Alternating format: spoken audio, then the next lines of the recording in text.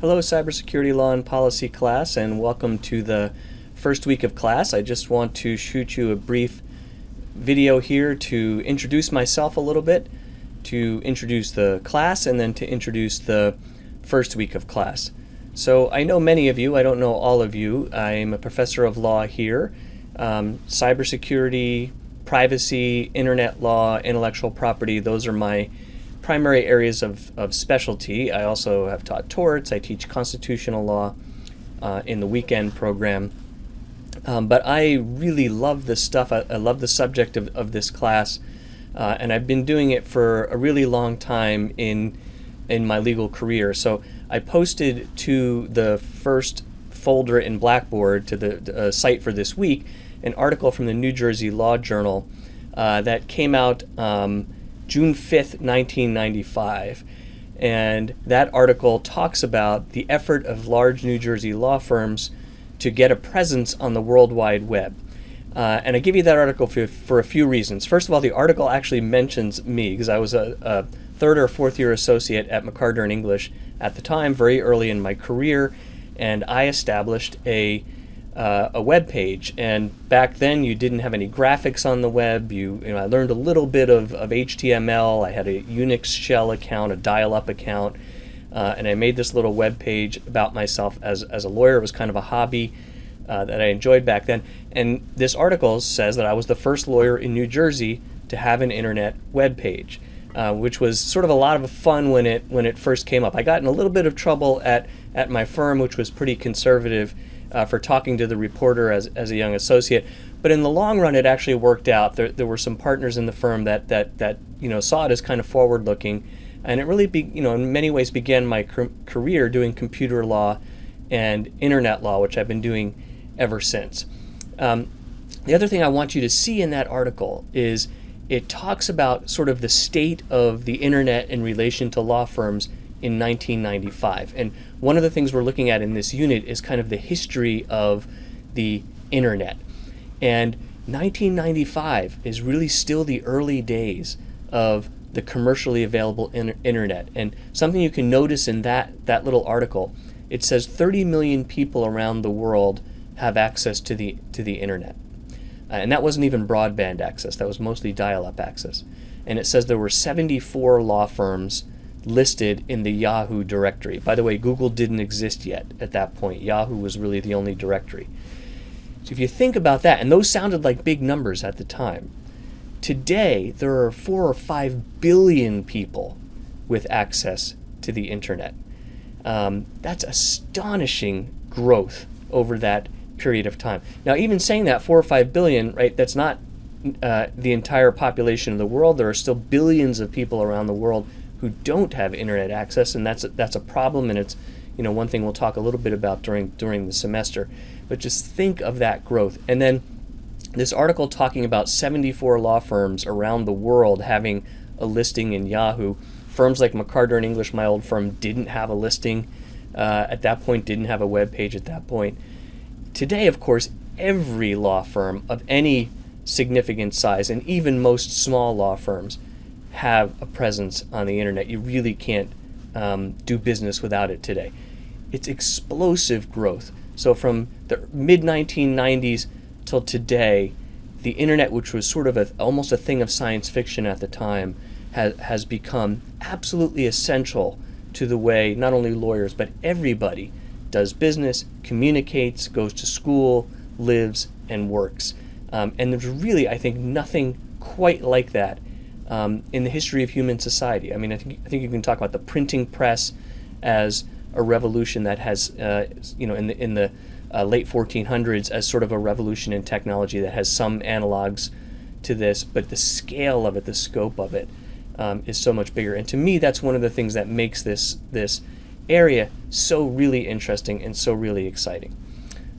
So I love this stuff. I hope you will get to really enjoy this stuff too as we go through the course.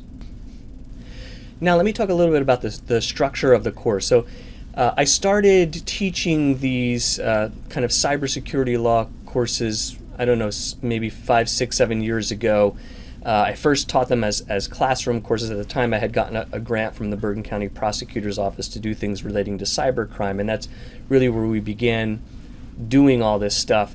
I then moved it into a hybrid format where you had some of the kinds of online content like you have this week, and then we would meet in person once a week and discuss some of that. And then this year I've done this new format, and there's a bunch of reasons why I've done it. One of the practical reasons why I've done it is because I really wanted to find a way for weekend students and day students together to be able to take these courses, and this seemed like a way that would work. I also felt like this format would really facilitate both growing the online portion of the course and making the in-person portion of the course even more interesting and significant for all of us. So as you know from the materials that you've received, we're going to be working online in our substantive content. Every week there's going to be a new batch of substantive content with readings and videos. There will be a discussion board that you need to participate in, which is part of your attendance and part of your grade every week. And there will be a quiz every week on the material that I give you, which again is part of your attendance and participation and part of your grade. Now those, as you look in the syllabus, those are relatively smaller parts of your grade. The bigger part of your grade will be the exam at the end of the semester, but these other pieces still will count and can affect your grade, and again are really a crucial part of your attendance. Then the in-person component of the course is going to be what I'm calling summit meetings. So these are going to be longer meetings. There'll be 3 of them throughout the semester on a Sunday afternoon.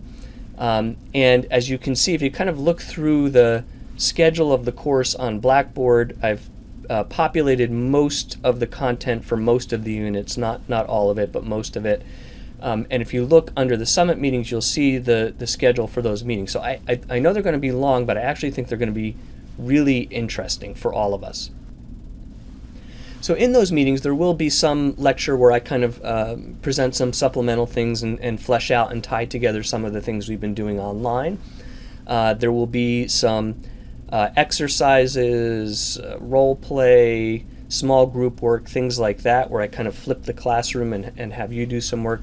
And all of those are similar to things that I've done in the in-person portions of this course in the past. But we'll be able to do that a little bit more and a little bit more extensively. But there are also going to be guest speakers, and I think these are going to be really great for you. These are people I know who are practicing in the areas that the course is covering. You get to meet them, you get to hear a little bit about what they do on a day-to-day basis, and hopefully that'll give you some ideas for things that you might want to do out in practice someday. So that's a bit about the structure of the course. What I really want to stress right now is make sure that every week you are doing the reading, you're watching those videos, you're participating in the online forum, and you're taking that quiz, because all of that is part of your attendance and all of that is part of your grade. And we're going to build the online community, and then we're going to meet together when we have the in-person community. All right, so now let me just talk really briefly about what the content is this week. And as I kind of note on the Blackboard site, the first couple weeks, really the first part of this course, what we're dealing with is the question of internet governance.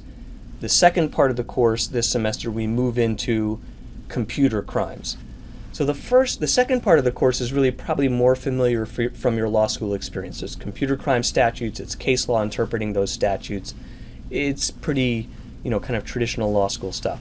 The first part of the course is a little bit different from some of your other law school experience, because internet law and internet governance in some ways isn't really a thing. It isn't really a defined thing. One of the things that makes this whole area unique and fun and interesting for us as lawyers is that there's not a lot of hard law. It's really unclear, given the nature and history of the internet, how it is governed, how it should be governed, how it will be governed. And I want you and I need you to kind of see that and understand that. Some of it's a little theoretical, some of it's a little sort of history stuff, but I think it's all good stuff, and you'll see as we move through the semester how it ties together to the more specific legal questions we'll ask about governance. So this week we're going to talk quite a bit about the history of the internet, kind of the background of ideas of internet governance, and we'll begin to get into some specific questions that the question of internet governance has raised in the area of differing values in different parts of the world as well as different parts of the internet, and how that relates to questions of law and jurisdiction. Let me just say one other thing before I sign off here, which is the kind of second half of all of these internet law and governance things that I have put into courses here at the law school is in the spring. You don't have to take the spring course, but I invite you to take it if you find any of this interesting. In the spring, we will focus on national security, and that will involve particularly issues about surveillance, the Edward Snowden issue, the National Security Agency, online terrorism, those sorts of things. And then a piece of the course on really skills and application of some of these concepts. Things like the kinds of legal process you use to find information in a case involving a computer or internet issues, what sorts of privacy issues those raise, even getting to play a little bit with some open source software about computer forensics and things like that. So I just want to preview for that a little bit. Think about it if you end up wanting to continue with all of this stuff in the spring. So for now, read through the materials, watch those videos. You'll see the due dates for the discussion forum. The discussion forum requires you to give an initial post and then response posts, so just be aware of what those dates are. Watch the due date for the quiz, and I will see you online in the forums throughout the week. Hope you have a good week, and I'll talk to you soon. Thanks.